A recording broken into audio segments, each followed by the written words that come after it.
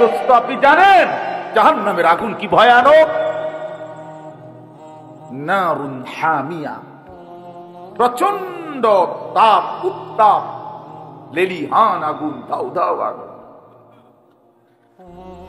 আল্লাহ রাসূল সাল্লাল্লাহু আলাইহি সাল্লাম হাদিসে আছে, এই আয়াতের তাফসিরে নারুন হামিয়া, এই আয়াতের তাফসিরে নবীজি বলছে, শুনতেছেন আপনারা? নবীজি সাল্লাল্লাহু আলাইহি সাল্লাম বলছে, নারুকুম হাদিহি জুজউম মিন 70 জুজআম মিন নারি জাহান্নাম। উম্মত, তোমাদের এই দুনিয়ার আগুনের চাইতে জাহান্নামের আগুন এর চাইতে 69 গুণ বেশি গরম।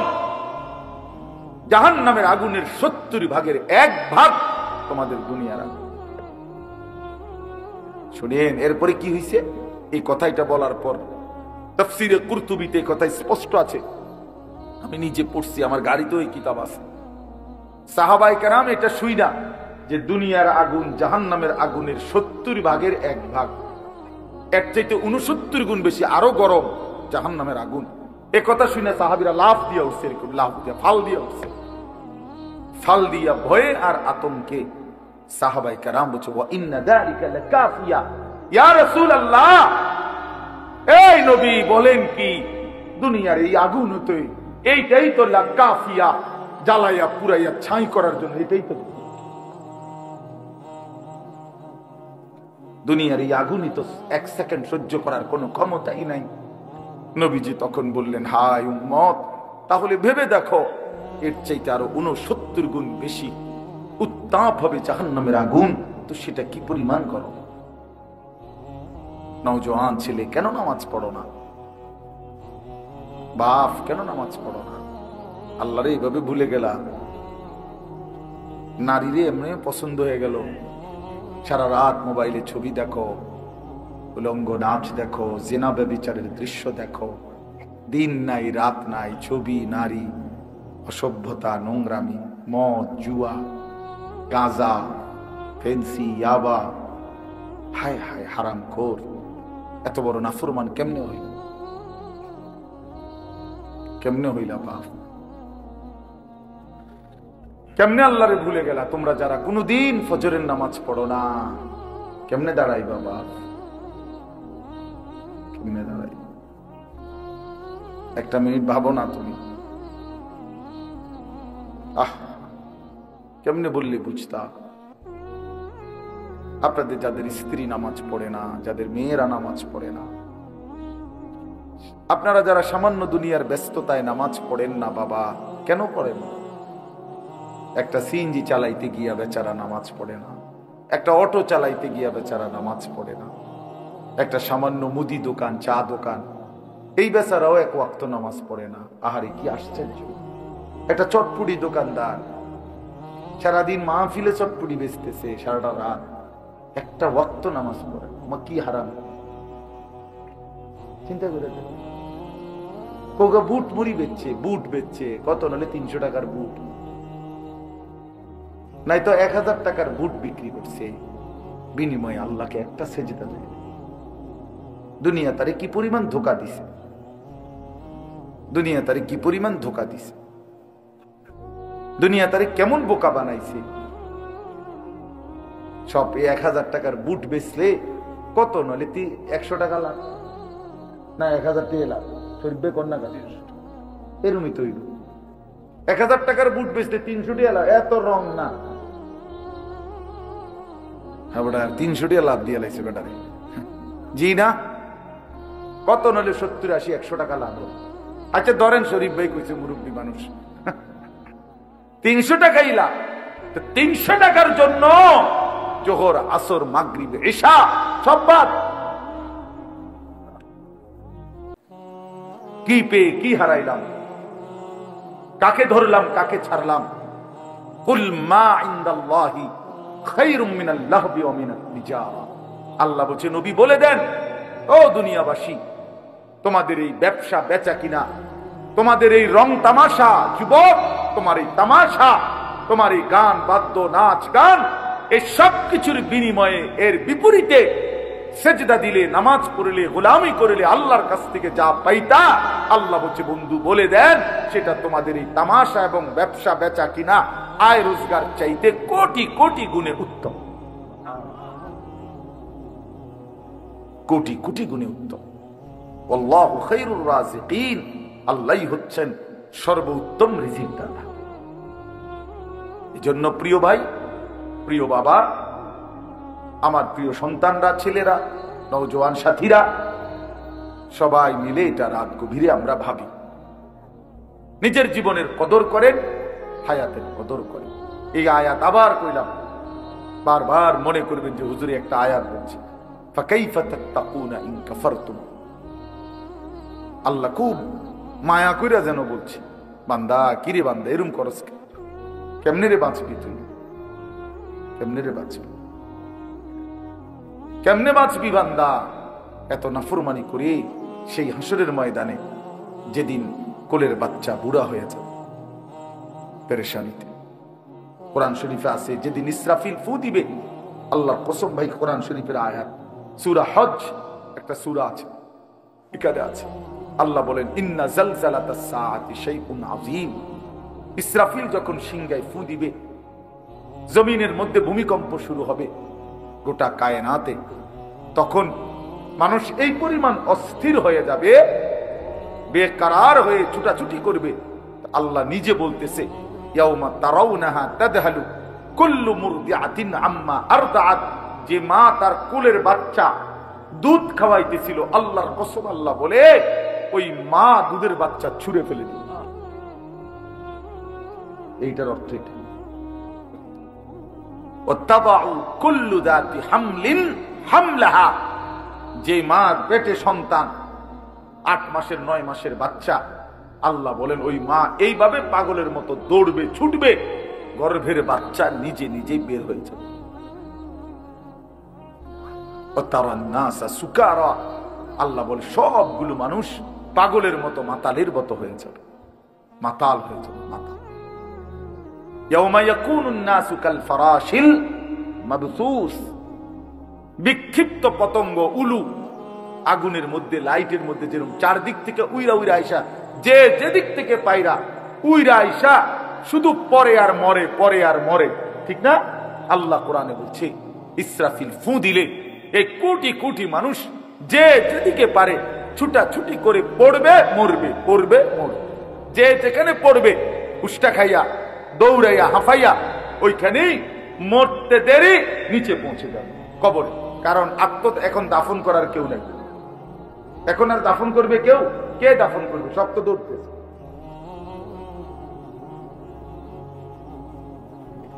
এই জন্য আমি অনুরোধ করছি বাপ, আপনারা প্রত্যেকে এই যে ফিকির, আমাদের প্রিয় হযরত মাওলানা মাহবুবুর রহমান সাহেব ইত্তেহাদুল উলামার ফিকির বলছে, আল্লাহর বান্দাদের কাছে দিন পৌঁছানো, মানুষের কল্যাণে মানুষের পাশে দাঁড়ানো, মানুষের জন্য কিছু করা, মানবতার জন্য কিছু করা, আর কোন মানুষকে, বন্যার্তকে ত্রাণ দেওয়া, ক্ষুধার্তকে খাবার দেওয়া, বস্ত্রহীনকে বস্ত্র দেওয়া, এতিম গরিব অসহায়কে খাদ্য খাবারের লোকমা তুলে দেওয়া, বিশ্বাস করেন এটা যেমন অনেক বড় সওয়াবের কাজ, নেকির কাজ, আল্লাহর কসম তার চাইতে কোটি কোটি গুণ বেশি উত্তম নেকির কাজ হলো কোন মানুষকে জান্নাতের রাস্তা ধরায় দেওয়া, আলোর পথ দেখায় দেওয়া, আখিরাতের রাস্তা বলে দেওয়া, জাহান্নাম থেকে বাঁচার ফিকির করে দেওয়া। এটা বড় খেদমত। নবী সাল্লাল্লাহু আলাইহি সাল্লাম বলেন, ফাওয়াল্লাহি লা আন ইয়াহদিয়াল্লাহু বিকা রাজুলান ওয়াহিদান খায়রুন লাকা মিন হুমুরিন নাআম। নবী সাল্লাল্লাহু আলাইহি সাল্লাম বলেন, আল্লাহর কসম, তোমার দ্বারা একজন ব্যক্তি, রাজুলান ওয়াহিদান, একটি ব্যক্তি আল্লাহর পথ পেয়ে যাওয়া, গোটা আরবের সমস্ত দামি উট তোমাকে হাদিয়া দেওয়া তার চাইতে বেশি উত্তম। রাসূলুল্লাহ সাল্লাল্লাহু আলাইহি সাল্লাম বলছেন, এজন্য এই মাহফিলের মাকসাদ এটা, আপনাদের জিন্দেগি বদলানো।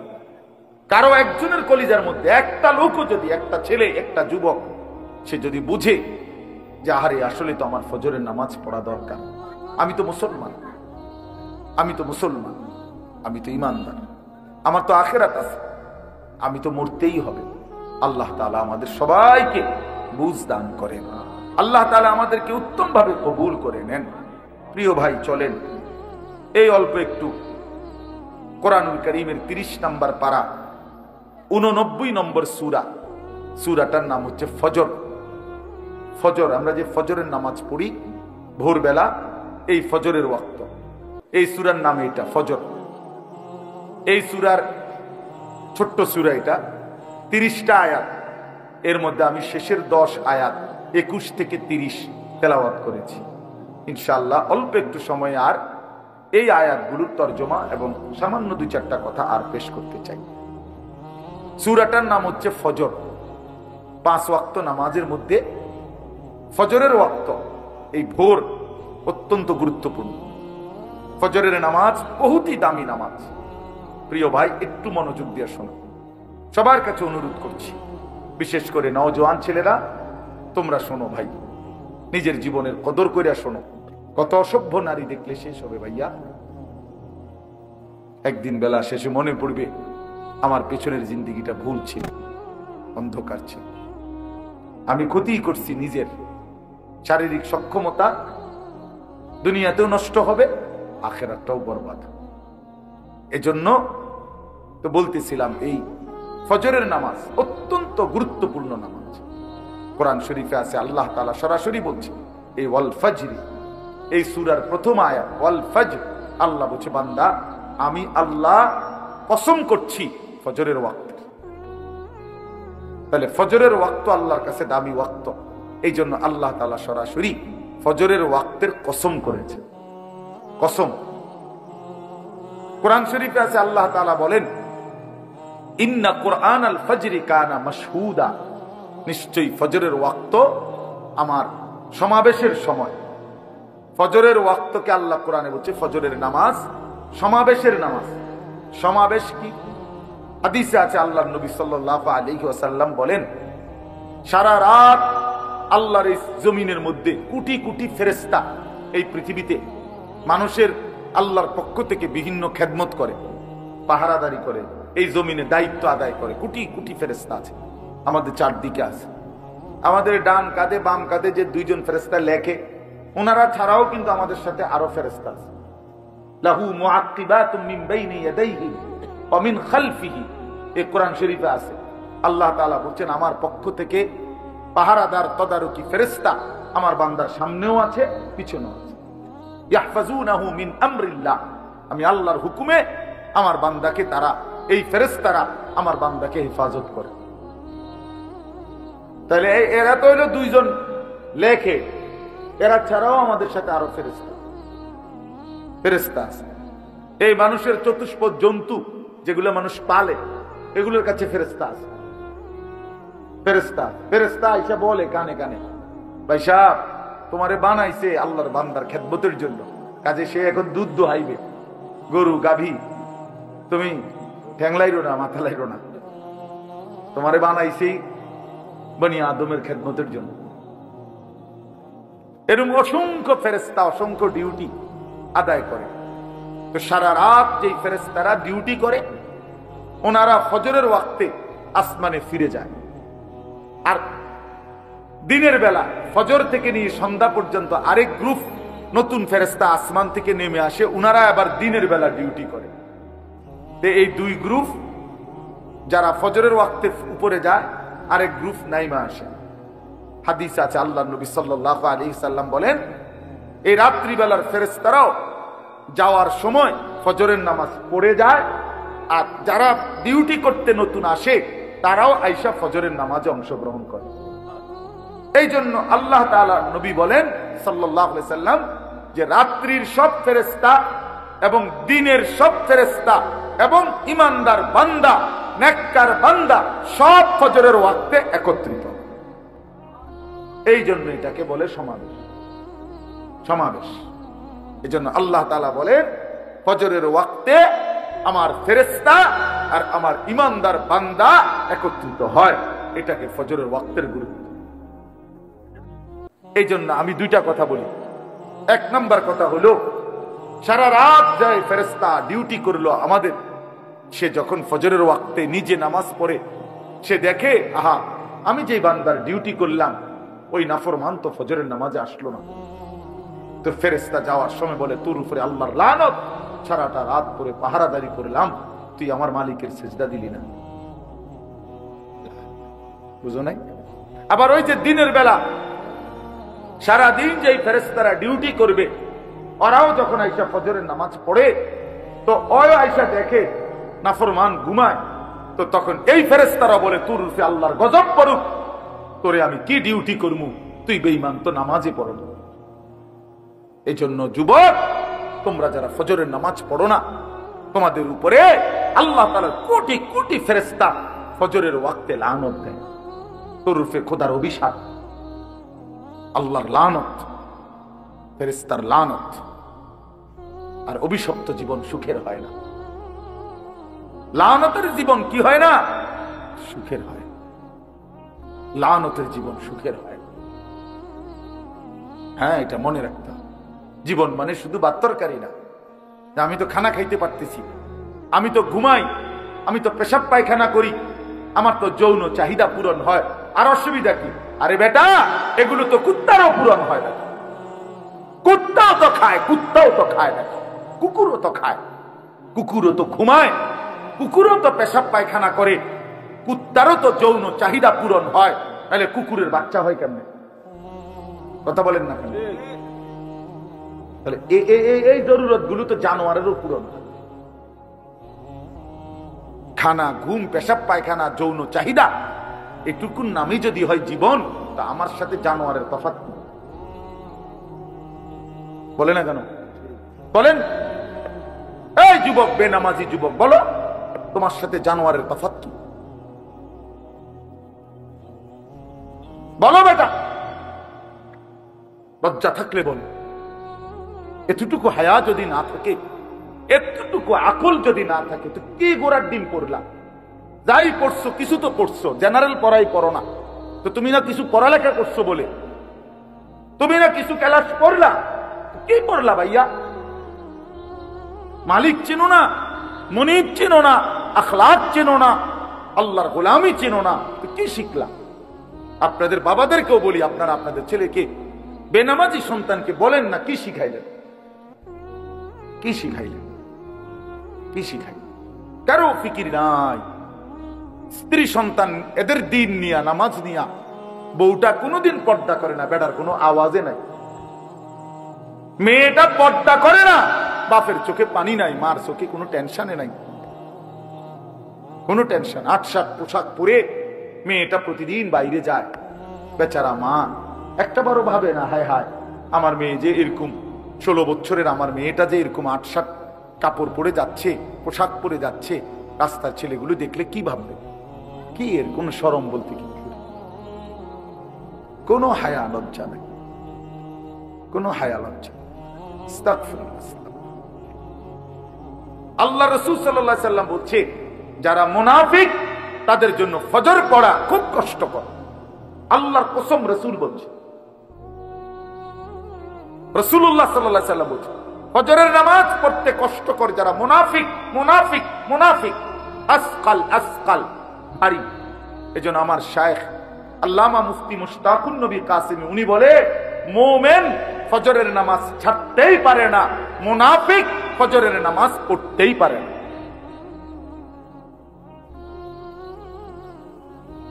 এজন্য খামখেয়ালি করেন,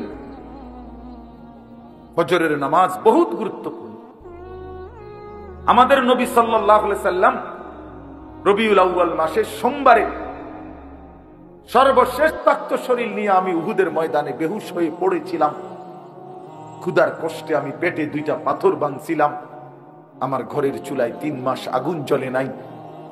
এত রক্ত, এত চোখের পানি, এত ক্ষুধার কষ্ট বিনিময়ে উম্মত এই আমলনামা, তুমি আমার এত বড় বেইজ্জতি কেমনে করলা উম্মত? আমি শ্রেষ্ঠ নবী, তুমি আমার শ্রেষ্ঠ উম্মত, আমি সেই শ্রেষ্ঠ উম্মতের আমলনামা নিয়ে আমার মতো এত বড় নবী আমি আমার মালিকের সামনে কেমনে দেখাবো? বলো না ভাইয়া, কেমনে দেখাবো? তুমি যদি রসুলের চোখের পানি ঝরাও তোমারে মুক্তি দিবে কে? তোমার আমল নামা দেখে যদি নবীর চোখে পানি ঝরে তোমারে মাফ করবে কে? হ্যাঁ, কে মাফ করবে? এত বড় বেইজ্জতি রসুলকে কইরেন না ভাই, কইরেন না। নবীজি সাল্লাল্লাহু আলাইহি ওয়াসাল্লাম কষ্ট পাবে, বলবে উম্মত আমি অনেক কষ্ট করছি জানো না উম্মত। 3 দিন ক্ষুধার্ত থাইকা নবী আবু বকর ওমরকে নিয়ে, আমি নিজে হাদিসে পড়ছি, 3 দিনের ক্ষুধার্ত থাকার পরে 2টা খেজুর আর একটু পানি পান করছে।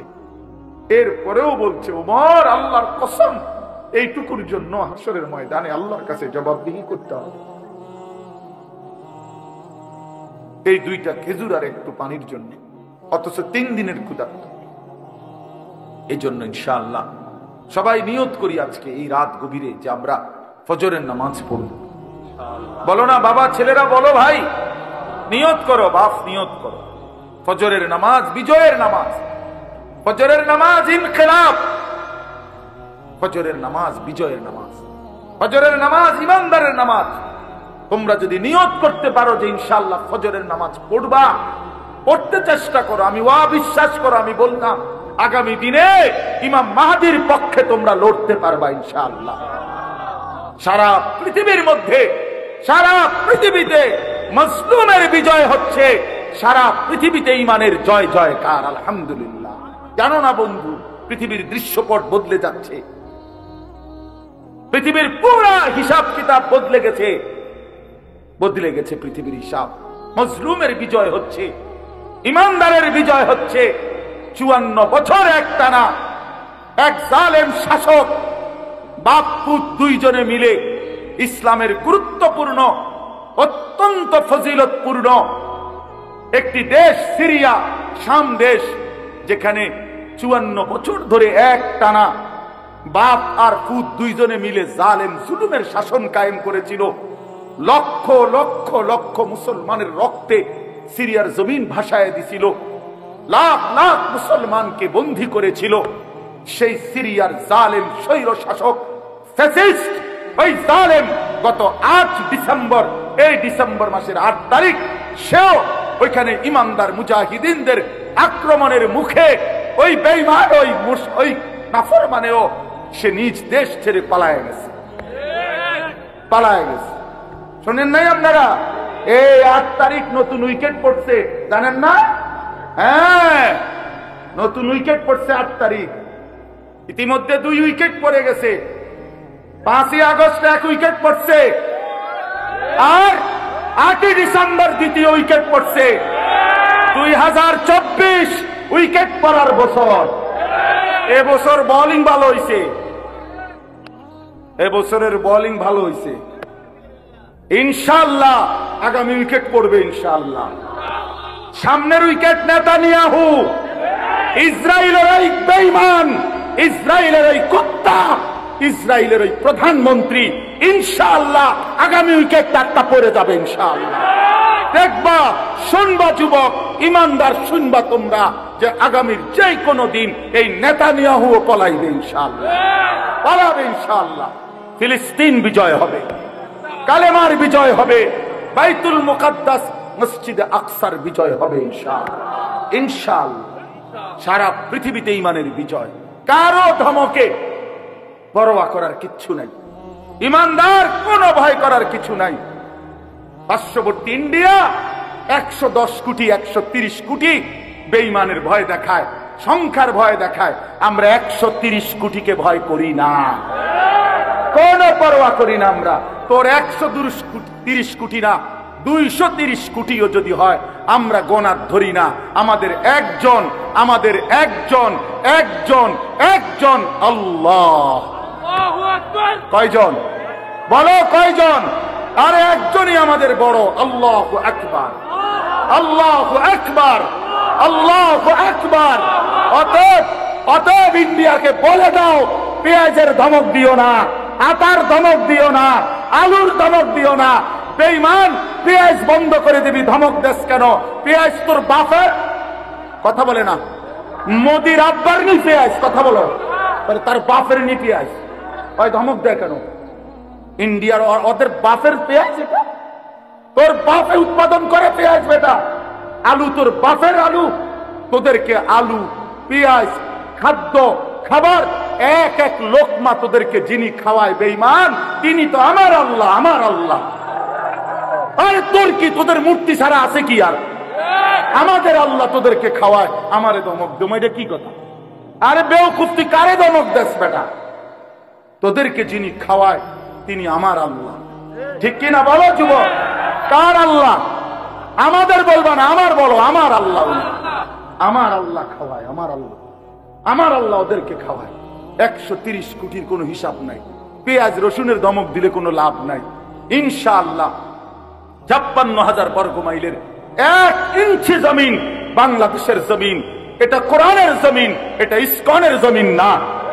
অতএব এই দেশে হিন্দু থাকবে, হিন্দুদের সাথে কোনোদিন আমরা জুলুম করি নাই। যুগ যুগ ধরে আমাদের এই বাংলাদেশে হিন্দুরা ছিল, সংখ্যালঘুরা ছিল, তাদের উপরে কোনো জুলুম আমরা মুসলমানরা করি নাই।